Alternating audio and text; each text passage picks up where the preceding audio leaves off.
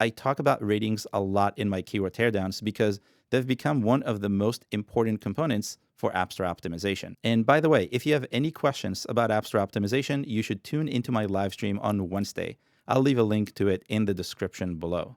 Now, one thing I was very curious about, and the kind I don't get to see when analyzing a single keyword or a single app, is the global volume of ratings. Guess how many times apps and games have been rated since the beginning of the App Store? A lot. Using Explorer, our market intelligence platform, I quickly summed up all the ratings for every app and every game across all the countries. That total is now 14.1 billion. Yep, billion with a B. That's almost twice the world's population. How close was your guess?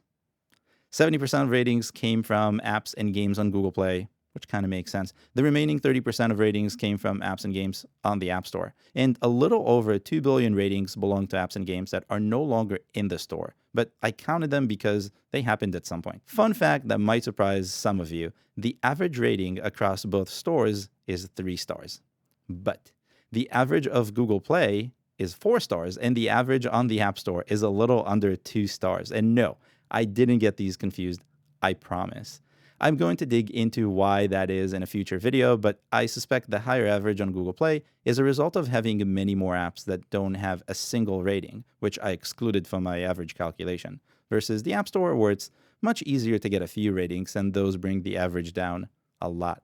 Now, thanks to additions from both Apple and Google that enable developers to easily ask their users to provide a rating, I only see this total growing faster. I only see stores relying on it more and more and more for discovery, App Store optimization, and I see it as a means for consumers to rely on it to understand what's popular. If you have an app in the App Store or game, you need to work on getting more ratings to stay competitive.